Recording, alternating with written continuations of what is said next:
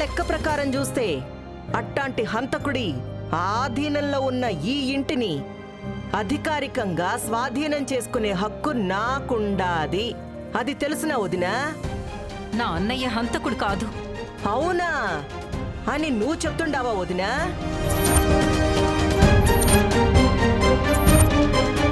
మీ అన్నయ్య హంతకుడు కాదని నువ్వు చెప్తావో, నువ్వు హంతకురాలు కాదని నీ కొడుకు చెప్తా ఉండాడు. మీకు మీరే హత్యలు చేసి మీకు మీరే అమాయకులవని చేతులు దులిపేసుకుంటే మరి మేమేం చెయ్యాలా? చప్పట్లు కొట్టి మీకు సన్మానాలు చెయ్యాలా?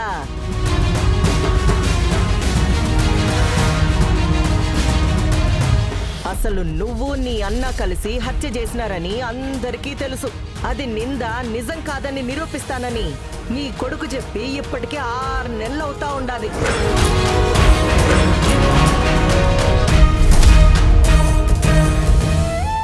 ఏమీ నిరూపించలేకపోయినాడు. ఏమీ నిరూపించలేకపోయినా కూడా ఇన్ని రోజులు మీరు ఇంట్లో ఉండగలిగినారు అంటే అది మీ గొప్ప, నా గొప్ప?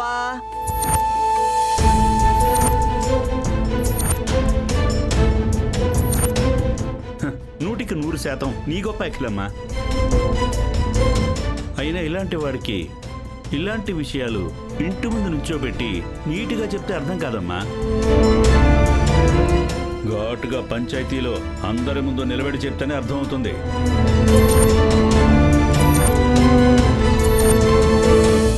నిజమే బావుగారు, ఇవాళ అటో ఇటో తేలిపోవాలా.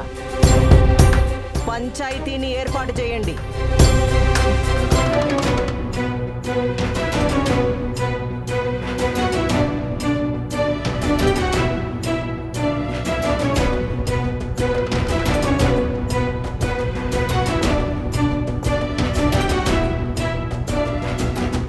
ఏందయ్యా పంచాయతీ పెద్దలో, మిమ్మల్ని అందరినీ ఇక్కడికి పిలిపించుండేది ధ్యానం చేయడానికో మౌనం పాటించడానికో కాదు. మాట్లాడండి.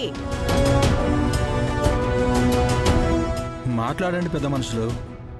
డబ్బు పేరు పలుకుబడి ఉంది కదా అని చిటికెలు వేసి పంచాయతీలు పెట్టించి ఆవిడ చెప్పిన మాటకి చప్పట్లు కొట్టకుండా న్యాయం మాట్లాడండి.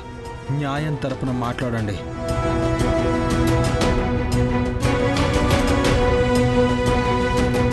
ఇంట్లో నేను లేని టైం చూసి ఆడవాళ్ళున్నప్పుడు అడ్డగాడిదల్ని నా ఇంటి మీదకు పంపించి సామాన్లు విసిరేస్తూ ఇబ్బంది పెట్టడం ఎంతవరకు న్యాయమో మాట్లాడండి.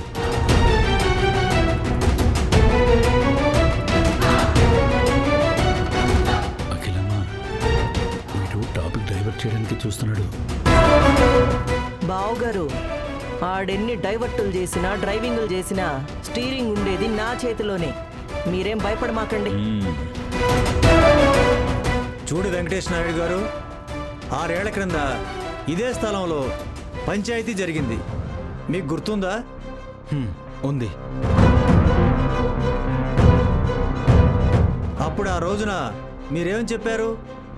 కరెక్ట్గా 6 నెలల్లో మీ అమ్మ మీద పడ్డ అంతకురాలనే నింద నిజం కాదు అని 6 నెలల్లో నిరూపిస్తానని చెప్పారు. గుర్తుందా? ఉంది. మరి నిరూపించలేదే అబ్బి? అసలు అది నిరూపించకపోగా అది నిరూపించుకోవడం కష్టమని తెలిసి నా ఇంట్లో ఇల్లరికపు అల్లుడిగా నువ్వు, కోడలిగా నీ చెల్లి తిష్టవేసి నా అన్నని చంపినట్టే నన్ను చంపేసి ఏ అడ్డు లేకుండా అడిగేవాళ్లు లేకుండా చెయ్యాలని కొత్త పథకాలేశారు. కొత్త ప్లాన్లన్నీ అమలు చేసినారు. అయినా సరే నేను వాటన్నింటినీ తట్టుకొని నిలబడినా. న్యాయంగానే నడుచుకున్నా. ఇప్పుడు న్యాయంగానే ఈ ధర్మకట్ట దగ్గర నిలబడినా.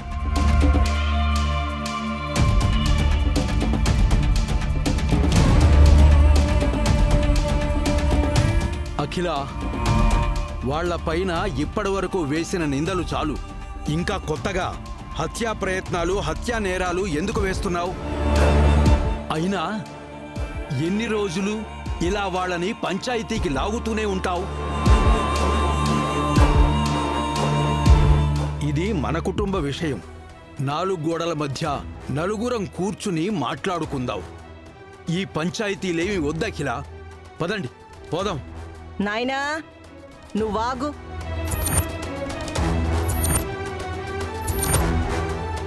ఆవేశపడుకో, ఆయాసపడుకో. ఈ పంచాయతీ ఆపడం కుదరదు.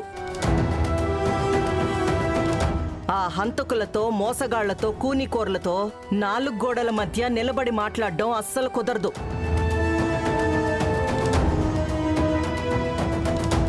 నీ కొడుకుని నీ కోడలు చంపినా నువ్వు క్షమిస్తావేమో, నువ్వు సపోర్ట్ చేస్తావేమో, కానీ నేనట్టా చేయలేను నాయనా.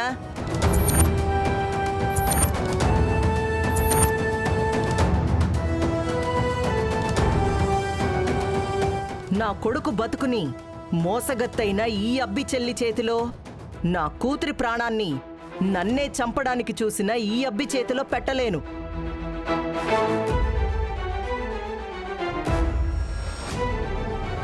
పైగా నా అన్నని అతి కిరాతకంగా చంపించిన ఆ శారదని 4 గోడల మధ్య ఎదురుగా కూర్చోబెట్టుకుని అస్సలు మాట్లాడలేను. చాలో చాలో చాలో చాలో చాలో.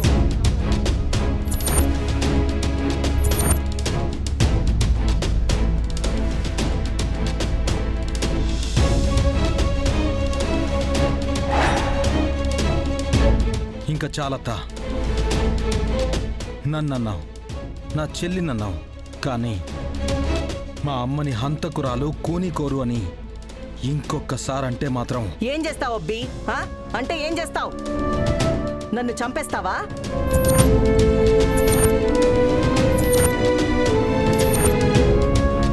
అమ్మ హంతకురాలు కాదు అని 6 నెలలు గడువడిగి నిరూపించుకోలేని నువ్వు నా మీదే పౌరుషం చూపిస్తా ఉండావా? ఏం శారదా, నా అన్నని చంపించింది చాలదో? నన్ను చంపించాలని చూసింది చాలదో? నిజం చెప్పినందుకు, నిలదీసినందుకు పంచాయతీలోనే నీ కొడుకుతో బెదిరింపులు చేయిస్తా ఉండావా?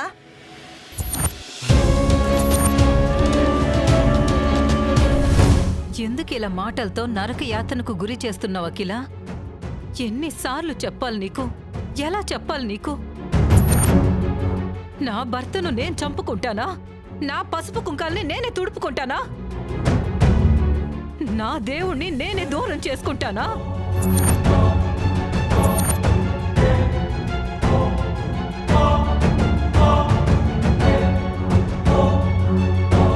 ఆయన నాకు దూరం అయ్యాడన్న బాధ కన్నా నువ్వు నిందలు వేసి చేసే చిత్రవద ఎక్కువగా ఉంది అఖిల. దయచేసి అర్థం చేసుకో అఖిల. నా భర్త మీద ఒట్టేసి చెప్తున్నా, నా కన్న బిడ్డల మీద ప్రమాణం చేసి చెప్తున్నా, నేను మీ అన్నయ్యని చంపించలేదు. మా అన్నయ్యకి ఆ హత్యకి ఏ సంబంధమూ లేదు. నన్ను నమ్ము, నన్ను నమ్మకిలా.